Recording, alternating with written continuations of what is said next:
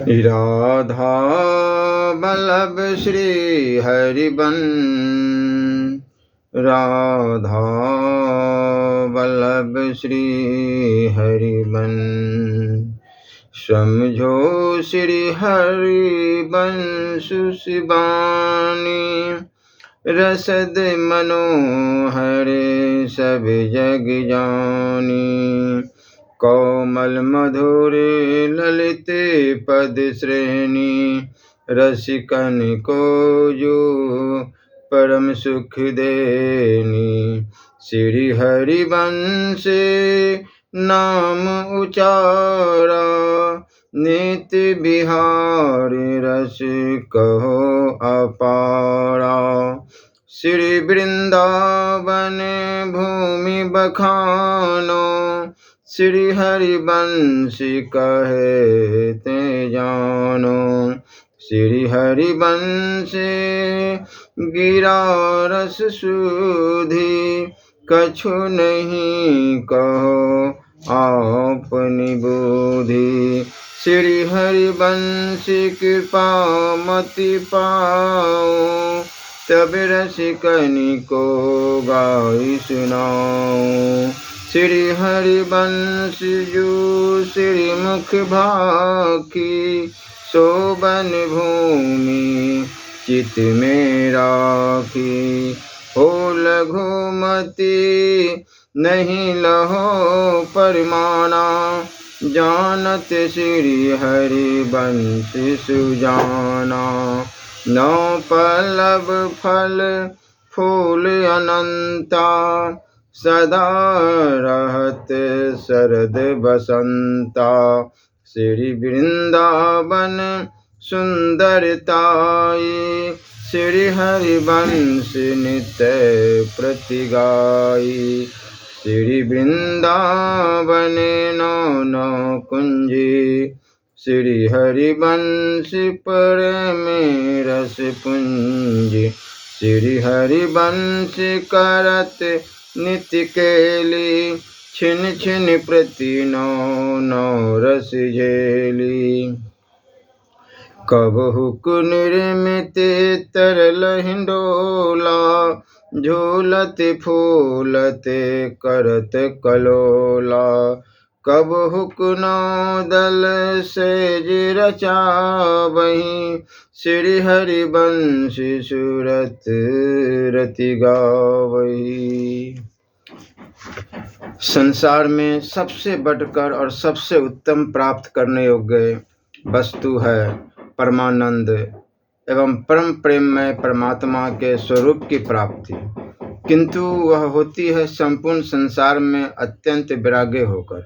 भगवान में अनन्य प्रेम एवं विशुद्ध प्रेम होने से, भगवान का तत्व जानने से ही भगवान में अनन्य प्रेम होता है। जो भगवान को तत्व से जान लेता है, वह फिर एक क्षण भी भगवान से अलग नहीं रह सकता। उसको सदा सर्वदा सर्वत्र भगवान के दर्शन होते रहते हैं।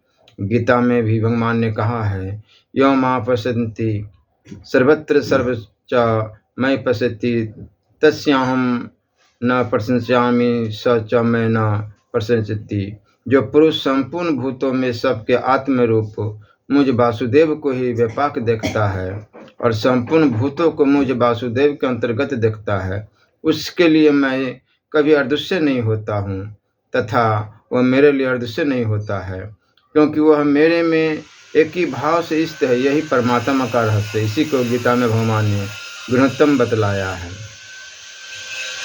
केवल श्री हरि का नाम ही मेरा जीवन है, इसके अतिरिक्त कलयुग में और कोई उपाय है ही नहीं। भगवान की प्राप्ति रूप मुक्ति प्रारब्ध से मिलती है या पुरुषार्थ से। यदि प्रारब्ध से मिलती है तो उसके लिए परिश्रम करना व्यर्थ है, और यदि पुरुषार्थ से मिलती है तो उस पुरुषार्थ का स्वरूप क्या है? परमानंद में परमात्मा की प्राप्ति का प्राप्ति रूप मुक्ति न प्रारब्ध से मिलती है और न केवल पुरुषार्थ से ही मिलती है।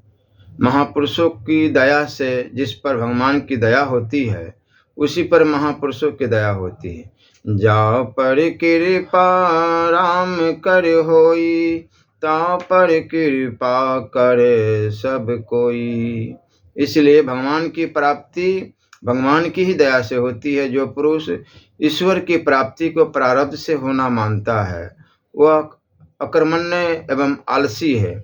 ऐसे प्रारब्ध के भरोसे पर रहने वाले उद्यमहीन मूढ़ के सभी कर्म जघन्य घृणित होकर उसका पतन हो जाता है। जो पुरुष परमात्मा की प्राप्ति को केवल अपने पुरुषार्थ के बल पर ही मानता है वह भी अभिमान के फंदे में फंसकर गिर जाता है, किंतु जो ईश्वर की शरण हुआ अपने को निमित्त बनाकर उत्साह के सहित प्रसन्न चित्त से न उकताकर कटिबद्ध रहता हुआ ईश्वर के बल और भरोसे पर कोशिश करता है, उसी का पुरुषार्थ ईश्वर की दया से सिद्ध होता है। भगवान की दया तो सभी पर समान भाव से है, फिर सबको भगवान की प्राप्ति क्यों नहीं होती? भगवान की पूर्ण दया सभी पर समान भाव से है, इसमें कुछ भी संशय नहीं। किंतु जैसे कोई दरिद्री मनुष्य अपने घर में गड़े हुए धन को न जानने के कारण तथा अपने पास में पड़े हुए पारस को न जानने के कारण लाभ नहीं उठा सकता, वैसे ही मूर्ख लोग भगवान को एवं भगवान की दया के रहस्य को न जानने से ही लाभ नहीं उठा सकते।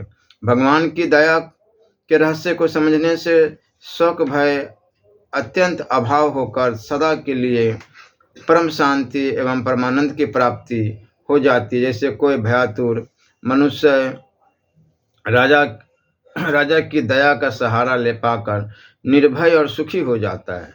भीष्म, युधिष्ठिर, अर्जुन आदि भगवान की दया के रहस्य को जानते थे, इसलिए वे कृत्य हो गए, किंतु अज्ञान के कारण दुर्योधन आदि न हो सके। प्रभाव सहित भगवान को एवं भगवान को दया के रहस्य को जानने के लिए सरल उपाय क्या है? भगवान की अनन्य शरण किसको कहते हैं? भगवान के किए हुए प्रत्येक विधान में प्रसन्न चित्त रहना, निष्काम प्रेम भाव से नित्य निरंतर उसके स्वरूप का चिंतन करते हुए उसके नाम का जप करना एवं उसकी आज्ञा का पालन करना, यही भगवान की अनन्य शरण है। अनन्य शरण होने के लिए मनुष्य को क्या करना चाहिए? जो पुरुष भगवान के प्रभाव एवं तत्व को जानने वाले हैं तथा जो भगवान की अनन्य शरण हो चुके हैं, ऐसे प्रेमी भक्तों का संग करके उनके बतलाए हुए मार्ग के अनुसार चलने से ही मनुष्य भगवान की अनन्य शरण हो जा सकता है। प्रथम तो ऐसे भक्त ही संसार में कम हैं, इसलिए उनका मिलना भी दुर्लभ है। यदि मिल भी जाए तो उनको पहचाना नहीं जा सकता। ऐसी अवस्था में मनुष्य को क्या करना चाहिए? यद्यपि ऐसे पुरुष संसार में कम है, किंतु श्रद्धा और प्रेम युक्त मिलने की उत्कट इच्छा होने से मिल सकते हैं और पहचानने में भी आ सकते हैं। यदि भगवान की प्राप्ति वाले पुरुष न मिले तो जिनके हृदय में भगवान से मिलने की अत्यंत उत्कट इच्छा जागृत हो गई है और जो भगवान को ही सर्वोत्तम मानकर उनका ही भजन ध्यान करते हैं, जैसे अत्यंत लोभी धन की प्राप्ति के लिए तत्पर होकर चेष्टा करते हैं, वैसे ही जो भगवान की प्राप्ति के लिए ही चेष्टा करते हैं तथा केवल भगवान ही जिनको अत्यंत प्रिय है, उन जिज्ञासु पुरुषों का संग करना चाहिए तथा भगवान और भगवान के भक्तों द्वारा कथित सत्य शास्त्रों का अध्ययन एवं मनन करके उनके अनुसार अपना जीवन बनाना चाहिए। भगवान एवं भगवान के भक्तों द्वारा कथित सत्य शास्त्र कौन से हैं? सामान्यतः से तो सभी आर्ष ग्रंथ सत्शास्त्र है, वेद, उपनिषद, स्वत प्रमाण एवं भगवान के होने के कारण तथा गीता स्वयं भगवान की वाणी होने के कारण यह तो भगवत कथित ही ग्रंथ है। स्मृतियाँ, दर्शन शास्त्र, रामायण, इतिहास, पुराण आदि महात्मा एवं महर्षियों द्वारा रचे गए हैं, इसलिए ये सब भगवान के भक्तों द्वारा कथित ग्रंथ है। अतएव सभी सत्शास्त्र है। विस्तार एवं दुर्गम होने के कारण इन सब का अभ्यास सभी मनुष्य नहीं कर सकते, इसलिए इन सब में सर्वोत्तम कल्याणकारक एवं सबके लिए सुगम कौन सा शास्त्र है? शास्त्र कभी सभी कल्याणकारक है, इसलिए शास्त्रों का जितना अधिक अभ्यास किया जा सके उतना ही उत्तम है। परंतु आत्मा के कल्याण के लिए तो केवल गीता शास्त्र ही पर्याप्त है। संपूर्ण गीता की तो बात ही क्या, इसमें सैकड़ों श्लोक तो ऐसे हैं कि जिनमें से एक श्लोक के अनुसार जीवन बना लिया जाए तो भी कल्याण हो सकता है। जैसे भगवान कहते हैं कि हे अर्जुन, जो पुरुष केवल मेरे ही लिए सब कुछ मेरा समझता हुआ यज्ञ, दान और तप आदि जो भी कर्म कर्तव्य है, कर्मों को करने वाला है और मेरे परायण है, अर्थात मेरे को परम आश्रय और परम गति मानकर मेरी प्राप्ति के लिए तत्पर है तथा मेरा भक्त है, अर्थात मेरे नाम, गुण, प्रभाव और रहस्य के श्रवण, कीर्तन, मनन, ध्यान और पाठन का प्रेम सहित निष्काम भाव से निरंतर अभ्यास करने वाला है और आसक्ति रहित है, अर्थात स्त्री, पुत्र और धनादि संपूर्ण सांसारिक पदार्थों को इसने रहित है और संपूर्ण भूत प्राणियों में वैर भाव से रहित है। ऐसा वह अनन्य भक्ति वाला पुरुष मेरे को ही प्राप्त होता है। यह गीता स्वयं भगवान के मुख से निकली हुई है तथा शास्त्रों का सार इसमें भरा हुआ है। इसलिए इस गीता शास्त्र को सर्वोत्तम कहा जाए तो भी अत्युक्ति न होगी। महाभारत में कहा भी है, गीता सुगीता कर्तव्या किमन्य शास्त्र विस्तरे या स्वयं पदनाभस्य मुख पदादिनिश्रुतः। गीता सुगीता करने योग्य, अर्थात श्री गीता जी को भली प्रकार पढ़कर अर्थ और भाव सहित अंतःकरण में धारण कर लेना मुख्य कर्तव्य है, जो कि स्वयं श्री पद्मनाभ श्री विष्णु भगवान के मुखारविंद से निकली है। ऐसे गीता शास्त्र के रहते हुए अन्य शास्त्रों के विस्तार से क्या प्रयोजन है। इसकी संस्कृत भी बड़ी मधुर और सरल है, इसलिए जिनको थोड़ा सा भी संस्कृत का ज्ञान है वह भी अभ्यास करने से इसको समझ सकते हैं। इसका अर्थ साधारण भाषा टीका में भी लिखा गया है, इसलिए हिंदी जानने वालों के लिए भी सुगम है तथा इसका अनुवाद प्राय सभी भाषाओं में हो गया है, अतएव सभी के लिए सुगम और सुलभ है। सत्संग करने के समय मनुष्य की जैसी सात्विक वृत्तियाँ रहती है वैसी वृत्तियाँ निरंतर नहीं रहती। इसका क्या कारण है? सत्शास्त्र और सत्पुरुषों के संग के साधन की कमी एवं विषयासक्ति और संचित पापों का समूह तथा कुसंग ही इसमें प्रधान कारण। जैसे अमावस्या की रात्रि में जंगल में पड़े हुए मनुष्य के लिए प्रज्वलित दीपक बिजली की एवं अग्नि आदि की रोशनी से जंगलों में भी मंगल उजियाला हो जाता है और उनके अभाव में पुनः अंधकार छा जाता है, वैसे ही रजोगुण तमोगुण रूप रात्रि में पड़े हुए मनुष्य के लिए सत्संग ही महाप्रकाश है। उसकी प्राप्ति होने से हृदय में उजियारा हो जाता है, दूर होने से पुनः अंधकार छा जाता है। विषयों का एवं नीच पुरुषों का संग पाकर वह रजोगुण तमोगुण में रात्रि, अमावस्या की रात्रि में आंधी आने की भांति विशेष अंधकारमय बन जाती है। इसलिए विषयों में आसक्ति एवं कुसंग का त्याग कर सत्पुरुष और सत्शास्त्रों का संग निरंतर करने के लिए चेष्टा करनी चाहिए एवं उनके बतलाए हुए मार्ग के अनुसार चलने की कोशिश करनी चाहिए। सत्शास्त्र और सत्पुरुषों के बतलाए हुए मार्ग के अनुसार चलने की इच्छा होने पर भी सर्वथा चला नहीं जाता। इसका क्या कारण है?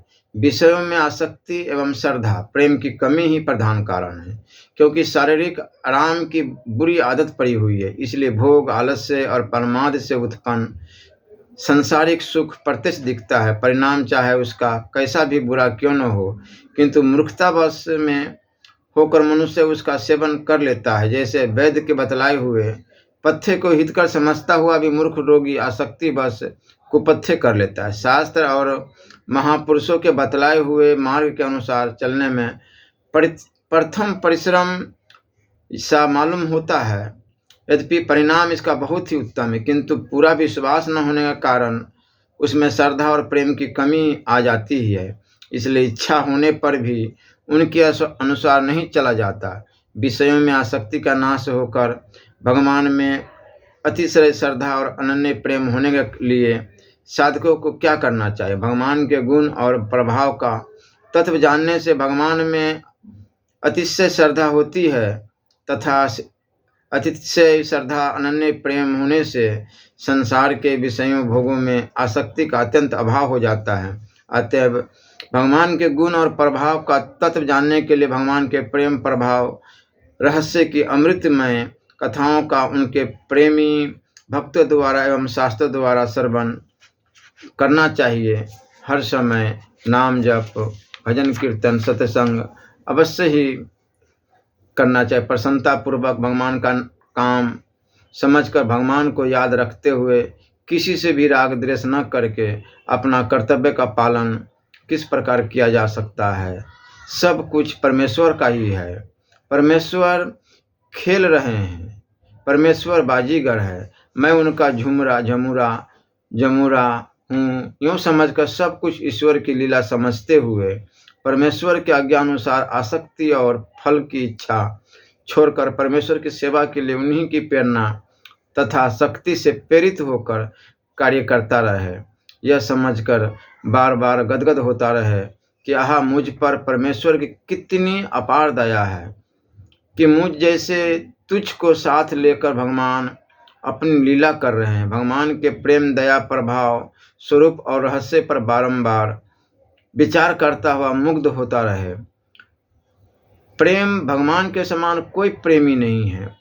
वे प्रेम का इतना महत्व जानते हैं कि असंख्य ब्रह्मांड के महेश्वर होते हुए भी अपने को प्रेमी के हाथ बेच डालते हैं। दया, मैं कैसा नीच हूँ, कैसा निष्कृत और महापामर हूँ, परंतु उस परम प्रभु की मुझ पर कितनी अपार दया है कि वे मुझको साथ लेकर लीला कर रहे हैं। प्रभु ने सब पाप तापों से बचाकर मुझे ऐसा बना लिया है। प्रभु के प्रभाव का कौन वर्णन कर सकता है। चाहे तो करोड़ों ब्रह्मांडों को एक पल में उत्पन्न, पालन और संहार कर सकते हैं। सारे संसार का सौंदर्य प्रभु के एक रोम के समान भी नहीं है। वे आनंद मूर्ति है, उनका दर्शन परम सुखमय है। वह चेतनमय, जैसे तार के द्वारा बिजली अनेक प्रकार से कार्य कर रही है, वैसे प्रभु की शक्ति सब कुछ कर रही है। वही विज्ञानंद घन परमात्मा सब जगह परिपूर्ण है। वही नित्य विज्ञानंद घन प्रभु श्री राम, कृष्ण आदि के रूप में अवतार लेते हैं। उनका रहस्य कौन जान सकता है। वे सब में समाये हुए हैं, परंतु कोई उन्हें नहीं पकड़ पाता। मम्र का नाम ही रहस्य। भगवान श्री कृष्ण रूप में प्रकट हुए। उस रूप में बहुत लोगों ने उन्हें भगवान नहीं समझा। कोई ग्वाल बालक समझता था तो कोई वासुदेव पुत्र। जो महात्मा पुरुष उनको भगवान के रूप में जान गए उन्हीं पर उनका रहस्य प्रकट हुआ। प्रभु के रहस्य को जान लेने पर चिंता, दुख और शोक तो कहीं नाम निशान ही नहीं रहता। प्रभु सब जगह विराजमान है। इस रहस्य को जानना चाहिए। अर्जुन भगवान के रहस्य को कुछ जानते थे और उनसे रथ हंकवाते थे, परंतु वे भी भगवान के विश्व रूप को देखकर भय और हर्ष के मिश्रित भावों में डूब गए। तब भगवान ने कहा, भय मत कर। जब तक अर्जुन को भय हुआ तब तक उन्होंने भगवान के पूरे रहस्य को नहीं समझा। पहचानना तो वस्तु अर्थात में प्रहलाद का था, जो भगवान नरसिंह देव को विकराल रूप में देखकर भी बेधगर उनके पास चले गए। प्रहलाद जी को किंचित भी भय नहीं हुआ। इसी प्रकार परमात्मा के रहस्य को जानने वाला सर्वदा सर्वत्र निर्भय हो जाता है। जीव में इतनी सामर्थ्य नहीं है कि वह प्रभु के रहस्य को जान सके। जब प्रभु जानते हैं तभी जान सकता है। प्रहलाद जी को प्रभु ने जनाया तभी तो वे भगवान को जान सके। वे हम लोगों को अपना रहस्य किस उपाय से जना सकते हैं, इसके लिए प्रभु से प्रार्थना करनी चाहिए। वे कृपा करके जना सकते हैं, परंतु यह नियम है कि पात्र होने से ही प्रभु अपने को जनाते हैं। इसलिए भगवान की दया पर ढूंढ विश्वास करना चाहिए। भक्त शिरोमणि भरत जी ने भी कहा था, जो करनी समझो प्रभु मोरी, नहीं निशिता और कलप सत्य कोरी। जन अवगुण प्रभु मान न काऊ, दिन बंधु अति मृदुल स्वभाऊ। मोरे जिये भरोसे ढूंढ सोई, मिलहि राम सगुन शुभ होई। ऐसा ढूंढ भरोसा रखने वाले की प्रभु संभाल करते हैं। अतः प्रभु से सच्चे दिल से ऐसी कातर प्रार्थना करनी चाहिए कि हे नाथ, मैं अति नीच हूँ, किसी प्रकार भी पात्र नहीं हूँ। गोपियों की भांति जिसमें प्रेम का बल है, उसके हाथ तो आप स्वयं ही बिक जाते हैं। हे प्रभु, मेरे पास प्रेम का बल होता तो फिर रोने और प्रार्थना करने की क्या जरूरत थी। मैं जब अपने पापों और अवगुणों की तथा बल की ओर देखता हूँ तो मन में कायरता और निराशा छा जाती है। परंतु हे नाथ, आपकी दया तो अपार है। आप दया सिंधु है, पतित पावन है। मुझे वह बल दीजिए जिससे मैं आपके रहस्य को जान सकूं। सारे कामों को प्रभु का काम समझना चाहिए। हम लीलामय के साथ काम कर रहे हैं, इससे प्रभु की इच्छा के अनुसार ही चलना चाहिए। यदि आसक्ति या स्वभाव दोष के कारण उनकी आज्ञा का कहीं उल्लंघन हो जाए तो पुनः वैसा न होने के लिए भगवान से प्रार्थना करनी चाहिए। अपनी समझ से कोई अनुचित कार्य नहीं करना चाहिए। हम लोग किसी की भलाई के लिए कोई कार्य कर रहे हैं और कदाचित देव इच्छा से उसकी कोई हानि हो जाए तो उसमें चिंता या पश्चाताप नहीं करना चाहिए। हमको अपने कृत्य की भूल के लिए ही पश्चाताप करना उचित है। हमको सूचना मिली कि यहाँ बहुत जल्दी भजन सत्संग होने वाला है, तो जब मालूम हो जाए कि कहीं भी भागवत कथा हो, भगवत लोग बैठे हों, तो अवश्य वहाँ जानी चाहिए और नाम जप कीर्तन अवश्य करनी चाहिए। भगवान ने सबको सचेत कर दिया था, हमने उनको मानने में अवहेलना की। परंतु यदि अचानक